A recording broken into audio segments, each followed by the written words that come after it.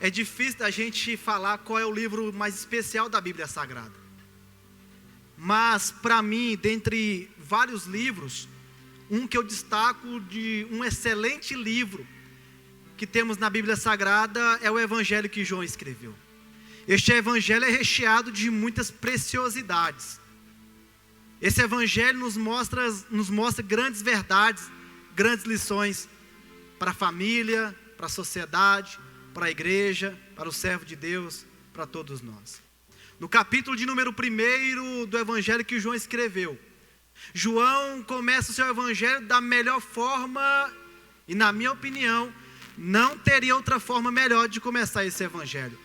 João escreveu o Evangelho quando ele estava morando em Éfeso, aproximadamente entre o ano 90 ao ano 96 depois de Cristo.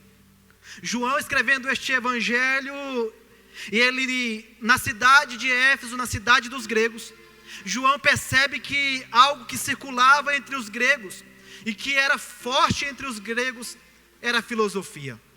E dentre essa cultura filosófica dos gregos, dentre essa ideia de filosofia que existia na época de João, algo circulava e se dizia uns aos outros, e principalmente nos filósofos passados, antes de João. Esses filósofos antes de João e também na época de João se dizia, esses filósofos tentaram resumir como que o mundo vê a existência. Qual é o elemento fundamental para que tudo aquilo que veio existir se mantivesse? Qual é o elemento essencial para que o mundo viesse a existir? Alguns filósofos tentaram responder esta pergunta. Dentre esses filósofos eu destaco Tales de Mileto. Ele disse que o elemento fundamental, que através desse elemento tudo veio a existir, que se mantém, é a água. Dentre outros filósofos, a gente destaca Anaximenes. Ele vai dizer que o elemento fundamental para a existência do mundo, irmão Neusmar, é o ar. Dentre outros filósofos, eu destaco também Heráclito. Ele vai dizer que o elemento fundamental para que tudo viesse a existir é o fogo. Mas aí aparece um discípulo, alguém que viveu, andou, esteve perto de um homem chamado Jesus. Esse discípulo na cidade dos filósofos, onde tudo estava acontecendo, e a ideia era: qual é o elemento fundamental que trouxe a existência de todas as coisas? Para Tales de Mileto é a água, para Anaximenes é o ar, para Heráclito é o fogo. Mas João aparece dizendo: não é nem a água, não é nem o ar, não é nem o fogo. João aparece escrevendo o seu Evangelho no capítulo 1, no versículo 1, dizendo: no princípio era o verbo estava com Deus, o verbo era Deus. João de cara ele já começa a dizer o que de fato trouxe à existência todas as coisas. E João logo destaca, está na minha Bíblia e na sua também, no versículo 1 dizendo: no princípio era o verbo. Eu acho interessante analisando esse termo. Esse termo eu aprendo várias lições. Esse termo eu aprendo várias coisas. Quando João diz no capítulo 1, versículo 1, e o verbo, aqui eu aprendo grandes coisas, pastor Edmar. Primeira coisa que eu aprendo é que esse termo, logos no grego, é o verbo, mas também significa palavra. Assim como as nossas palavras revelam o que se passa em nossa mente e nos nossos corações, Jesus Cristo é o verbo de Deus, a palavra de Deus, que veio revelar o que se passa na mente e no coração de Deus. Segunda coisa que eu aprendo sobre esse termo, que eu já disse, esse termo logos, ou verbo, significa palavra. E eu analisando na terminologia hebraica, e muitos significados, muitas situações, inclinações desse verbo eu aprendo.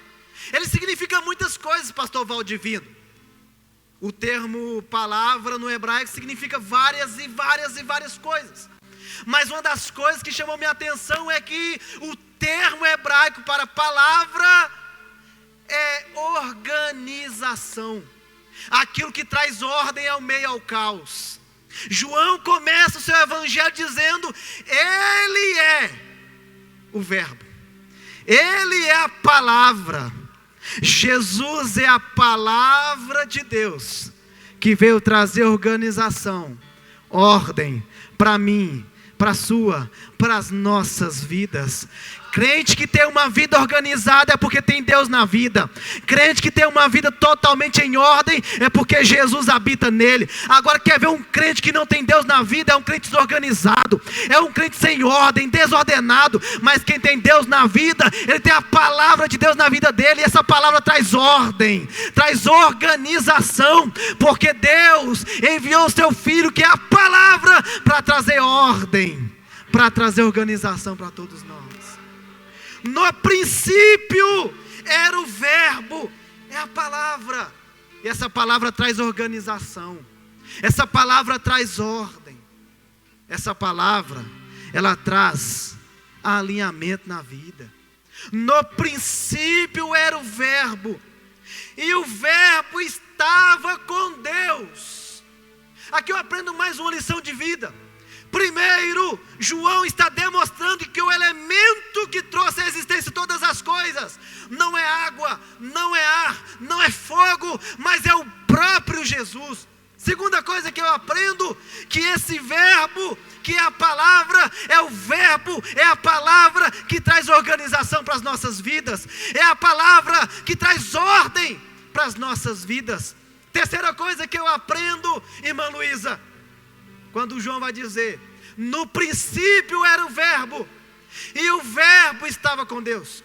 João está demonstrando claramente e enfaticamente que esse Verbo é Jesus.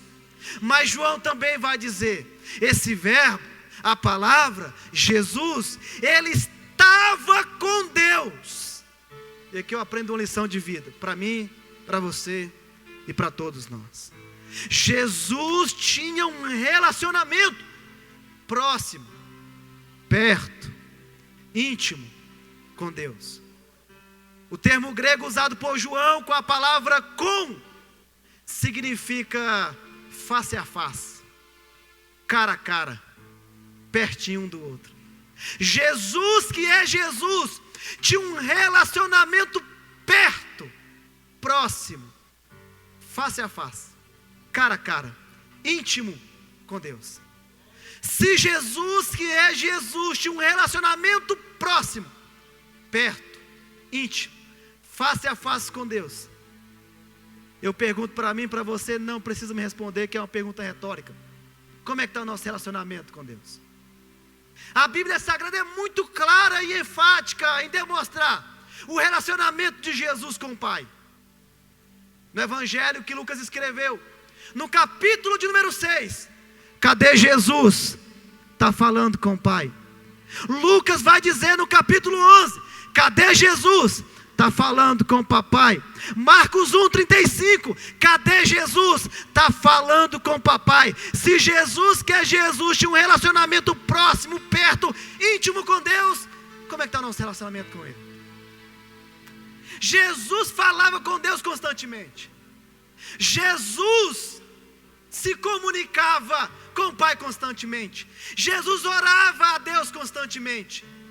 E João vai dizer, ele era no princípio o Verbo, e o Verbo estava com Deus. Ele tinha relacionamento com Deus, estava perto de Deus, tinha intimidade com Deus. Como é que está o nosso relacionamento com Deus? Jesus gostava e falava com Deus constantemente. Ele não agia se não fosse através da orientação de Deus.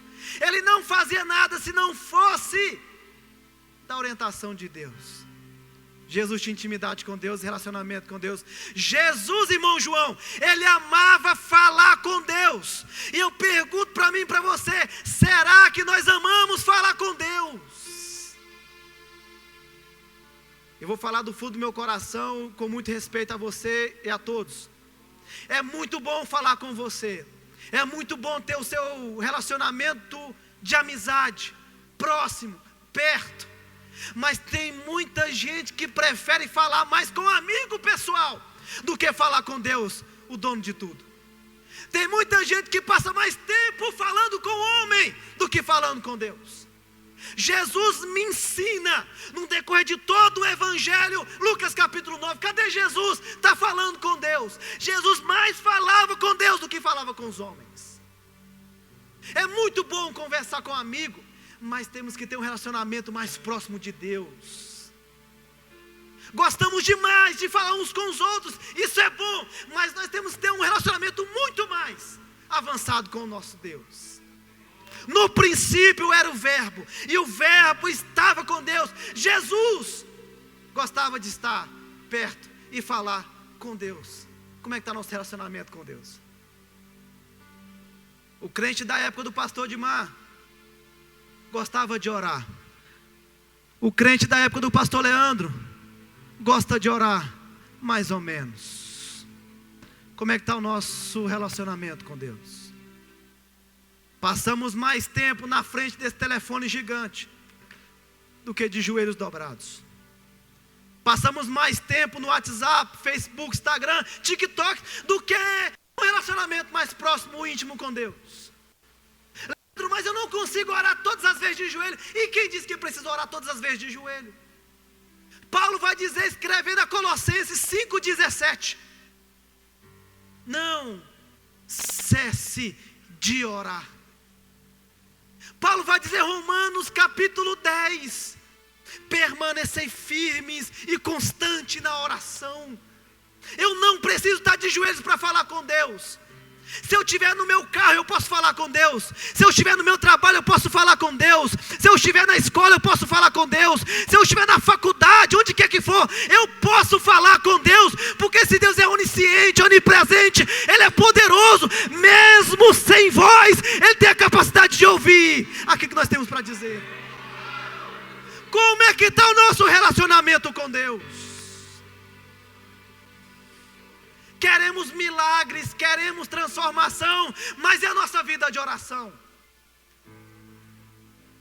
João começa o seu evangelho da melhor maneira, dizendo, no princípio era o verbo, e o verbo estava com Deus. Jesus tinha um relacionamento com Deus. Está o nosso relacionamento com Deus. João continua dizendo, no princípio era o verbo, e o verbo estava com Deus. Versículo 1 continua dizendo, eu estou só pregando o que está na Bíblia, irmãos, só versículo por versículo. O texto diz, no princípio era o verbo, e o verbo estava com Deus, e o verbo era o que, gente?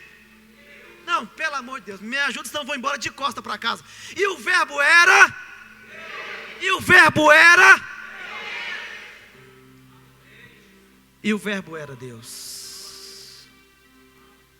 Obreiros, pastores, amigos e colegas da minha retaguarda, na academia e no cenário teológico, vários estudiosos tentam desfazer a verdade das Escrituras Sagradas. E uma dessas verdades, irmão Fabrício, é desmentir aquilo que nós afirmamos, que Jesus é Deus. Vários teólogos renomados, fortíssimos no conhecimento, teólogos liberais, principalmente teólogos do século passado na Alemanha, eles tentaram desmentir aquilo que nós afirmamos aqui todos os cultos, que Jesus é Deus, que Jesus é Deus, que Jesus é Deus. Vários teólogos, eu vou repetir devagarinho, renomados, fortíssimos nos conhecimentos. Não estou dizendo de alguém que leu, não, somente leu um livro, não. Eu estou dizendo de doutores, pós-doutores, em teologia, em arqueologia, em filosofia, que afirmam, negando aquilo que nós temos convicção e pregamos aqui nessa igreja: Jesus é Deus. Dentre esses vários teólogos conceituados do século passado, dentre eles eu destaco 3. Primeiro, Hermann Samuel Reimeros. Ele vai dizer, Jesus foi mais um judeu como qualquer outro, munido de um espírito agitador e político. Agora, um muito conhecido da teologia liberal, Albert Schweitzer, ele vai dizer: Jesus foi mais um judeu empolgado da sua época. Dentre esses, também eu destaco um conceituado teólogo, Davi Strauss. Ele vai dizer: Jesus e a sua vida, os seus eventos, os seus milagres, são tudo mito, criação dos seus discípulos e dos seus apóstolos. Tentam negar que Jesus é Deus, mas eu não estou pela opinião de teólogo, eu não vivo pela opinião de gente que quer desmistificar a Bíblia Sagrada. Eu fico não com a opinião desse povo, mas eu fico com o que a igreja fica. Com o que, pastor Leandro? Eu fico com a Bíblia Sagrada. E sabe o que a Bíblia diz? O que, pastor Leandro? João 14:9 vai dizer: eu e Jesus, se ele vê o Pai, ele vê a mim. Colossenses 1:15, ele é a imagem invisível do Deus invisível. Hebreus 1:1, ele é a última palavra de Deus. João 10:30, eu e o Pai somos um. Pode falar o que for, mas eu fico com a Bíblia Sagrada. Ele é Deus, ele é Deus, ele é Deus, ele é Deus. Jesus é Deus.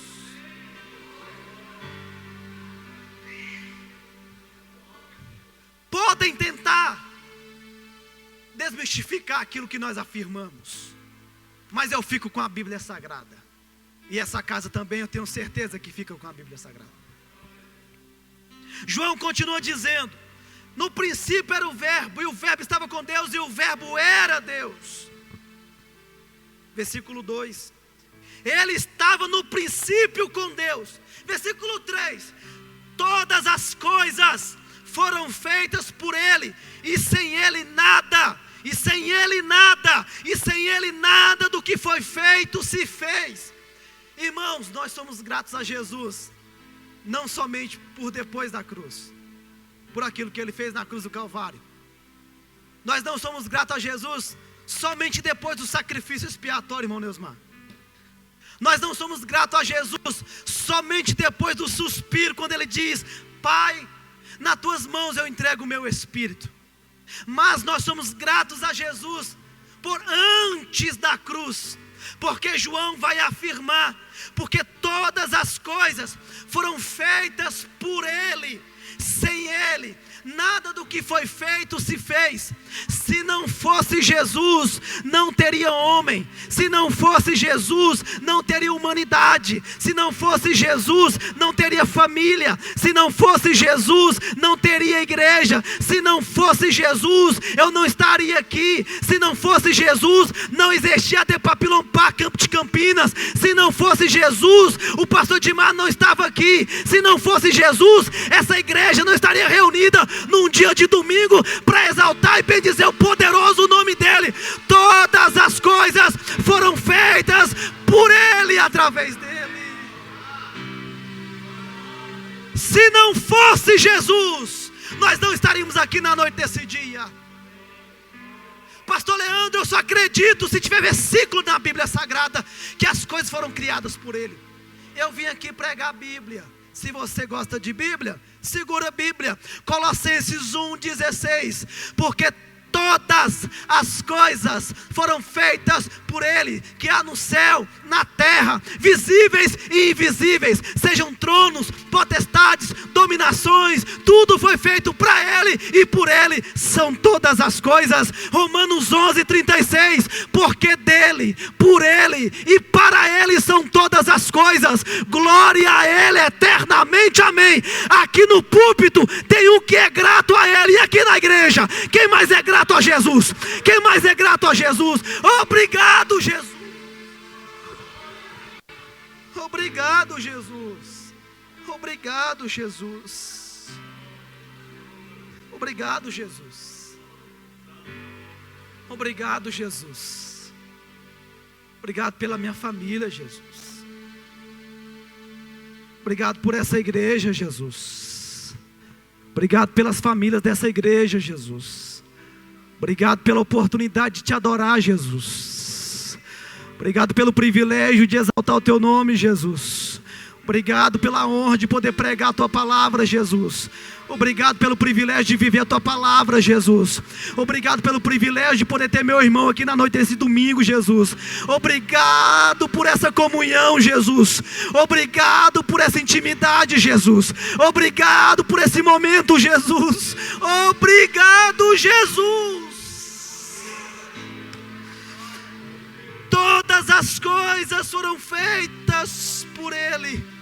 Sem Ele nada do que foi feito se fez. O texto continua: a vida estava nele, e ele era a luz dos homens. A vida estava nele, e a vida era a luz dos homens. Eu acho lindo toda a igreja. Já vou caminhar para o final. Eu acho lindo que a Bíblia é muito enfática em afirmar no versículo de número 3 e 4 e 5 que Jesus é a vida, e a vida é a luz dos homens. Eu aprendo uma lição de vida para mim e para todos nós. Jesus não é somente a vida, como também tem a vida, e Ele dá a vida para quem Ele quer. Eu vou falar devagarinho. Jesus não é somente a vida, mas Ele tem a vida e dá a vida para quem Ele quer. Marcos capítulo, só quem é crente de Bíblia vai dar glória a Deus. Marcos capítulo 5, Ele deu a vida para a filha de Jairo. Em Lucas capítulo 7, Ele deu a vida para o filho da viúva. Em Lucas capítulo 15, Ele deu a vida para a filha da mulher cananeia. Em João capítulo 3, versículo 16, Ele deu a vida para o pastor Leandro. Ele deu a vida para o Papillon Park. Ele deu a vida para o mundo inteiro. Aramando e calamaias. Arabando e calamando e calamaia. Eu vou te dar um minuto para adorar esse Jesus. Ele deu a vida para The Papillon Park. Ele deu a vida para esses obreiros que estão aqui atrás de mim. Ele deu a vida para o pastor Edmar, para a pastora Leia. Ele deu a vida para a gente. Aramando e calamaia. Aramando e cuilamando e calamaias. Eu estou sentindo Deus aqui nesse púlpito. Será que é só eu, gente? Eu estou sentindo Deus aqui nessa igreja. Será que é só eu, gente? Oh, meu Deus. Obrigado, Jesus. Obrigado, Jesus. Ele nos deu a vida.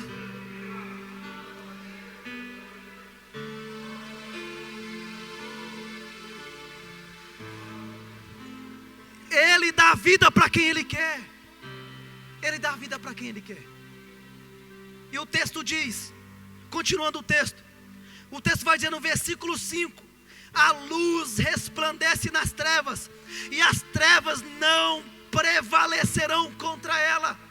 Agora segura, me perdoe pela minha delicadeza na firmeza do que eu vou falar agora, mas eu não posso deixar de falar e pregar isso aqui.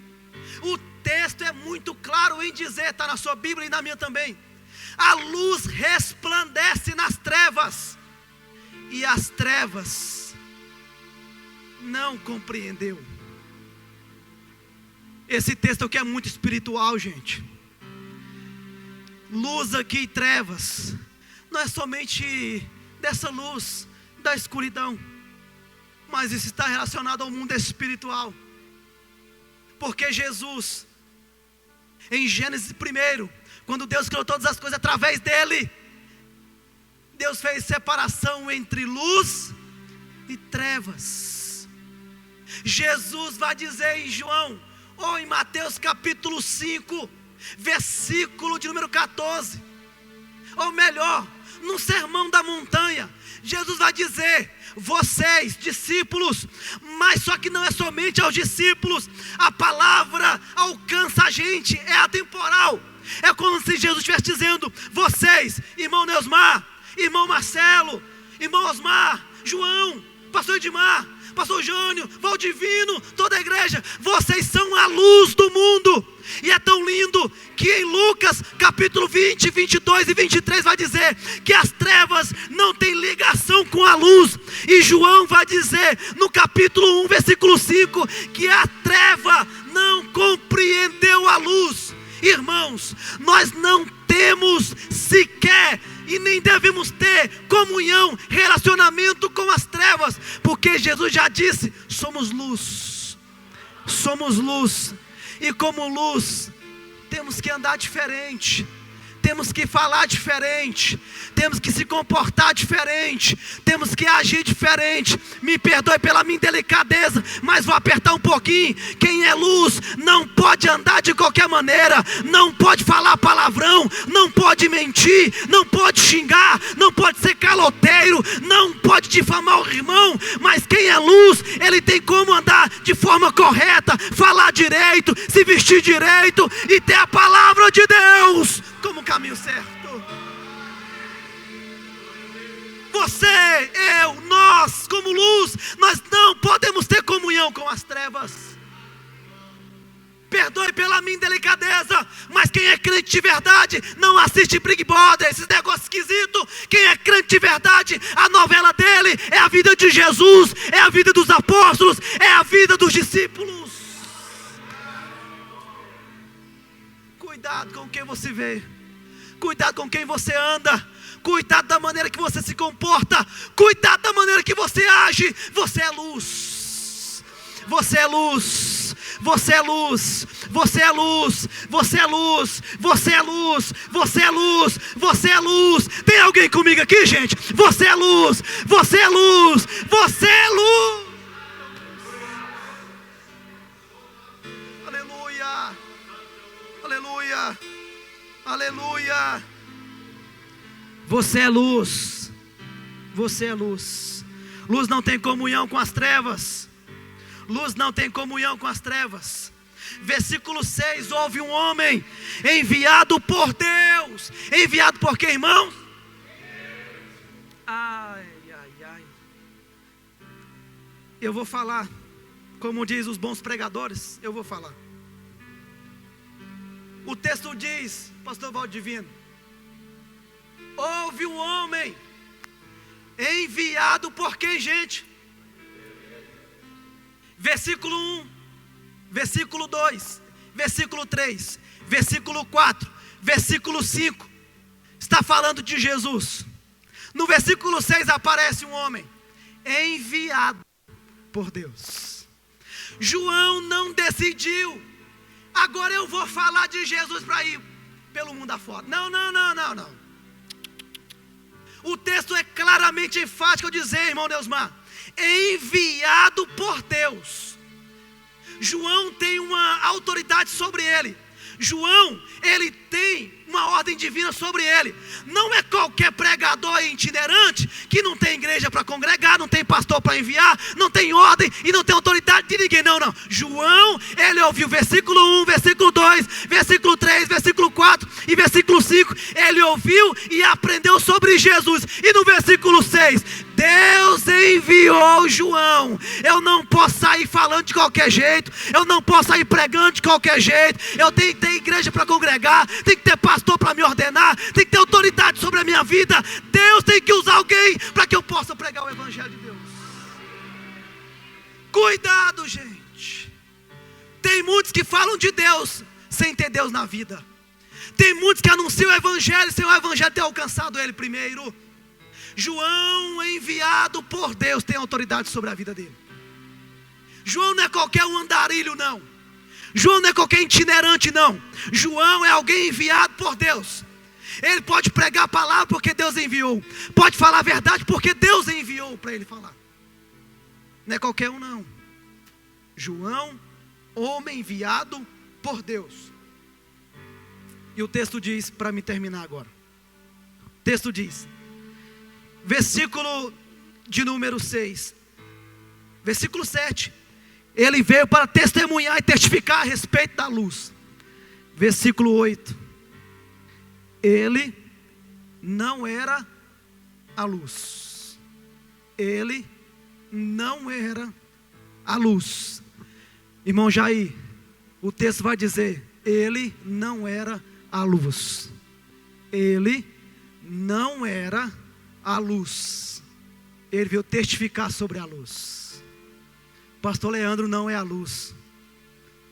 Ele está testificando sobre a luz. Porque a luz verdadeira é Ele que reflete através de nós. A glória aqui não é para mim não. O louvor aqui não é para homem não. A glória e o louvor aqui é para Ele. Nós estamos aqui para mostrar Ele. Nós estamos aqui para engrandecer Ele. Nós estamos aqui para exaltar Ele. A igreja de Papillompá que está de pé, mas é para continuar mostrando e exaltando Ele. Ele é o maior, Ele é o grande, Ele tem a última palavra. A glória aqui toda é para Ele. Nós refletimos a luz dEle, mas a luz verdadeira é Ele, gente. Eu não sou a luz, eu sou o reflexo daquela luz, porque a luz é Ele. Nós apontamos para Ele, nós pregamos aquilo que Ele manda, nós louvamos para Ele, nós exaltamos a Ele. Se coloque de pé, eu termino aqui.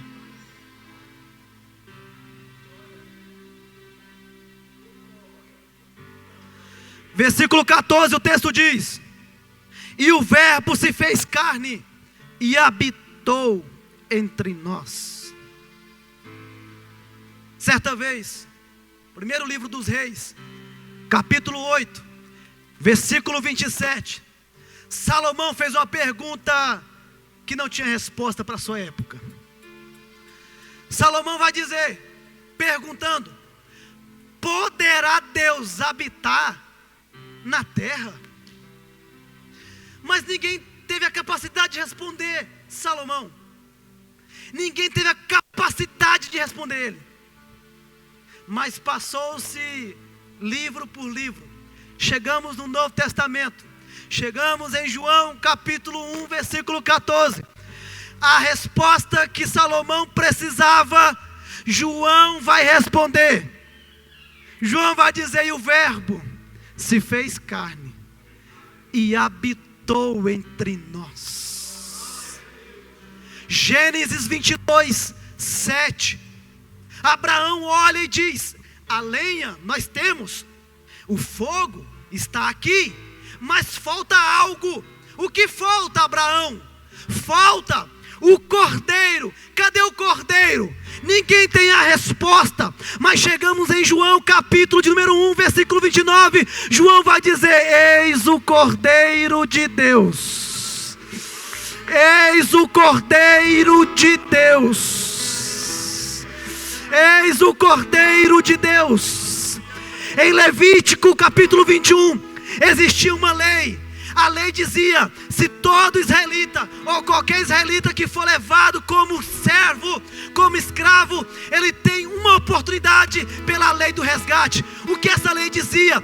Se ele próprio não tiver condições de pagar o seu livramento, pagar para ser liberto, o seu amigo, ou melhor, o seu parente que tem condição, pode pagar a liberdade dele. Nós estávamos condenados, presos, escravos do pecado. Nós estávamos na mão de Satanás. Nós não tínhamos condições de pagar o nosso próprio resgate. Segundo a lei de Levítico, se ele próprio não tem condição de pagar o resgate, alguém da sua família que tem condição, mas tem que ser da própria carne, ele pode pagar o resgate para ele. Nós estávamos presos no pecado, na mão de Satanás, condenados a ir para o inferno. Nós não tínhamos condições de pagar o nosso próprio resgate, mas nós precisávamos de alguém que tinha condição para isso. Mas olhava-se para a direita, para a esquerda, quem pode pagar o nosso resgate? Olhando para a direita, ninguém pode. Para a esquerda, ninguém pode. Para frente, ninguém pode. Para trás, ninguém pode. E o que a gente faz? Olha para cima. Ô João, quem pode pagar o nosso resgate, João? Detalhe, tem que ser da própria carne, João. Tem que ser parente próximo. Não pode ser primo, não pode ser amigo. Tem que ser da mesma carne, João. João vai dizer, versículo 14, capítulo 1: e o verbo se fez carne e habitou entre nós. Eu não tenho condição de pagar minha liberdade. A igreja de Papillompá não tinha condição de pagar a liberdade. Nós precisávamos de alguém de carne, próximo, parente, de carne, para pagar o nosso resgate. Olhasse para a direita, para a esquerda, não tinha ninguém. E o que a gente fez? Olhou para Por quê? Porque é lá de cima. E o Isaac leu aqui no início: olhei para os montes, de onde virá meu socorro? Está vindo de lá.